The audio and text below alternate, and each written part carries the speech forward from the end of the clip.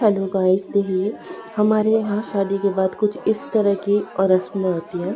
जब दुल्हन अपने ससुराल जाके वापस आती है, उसके बाद ऐसे रस्म की जाती है। आपके यहाँ भी की जाती है? बताना किस किस के यहाँ ऐसी रस्म की जाती हैं।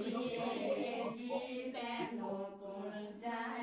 बहनों कुण जाएगा अटराए पटराए पतरी चढ़ाए स्वर में चकोर डाले गण चिड़िया अरे ये मुड़ी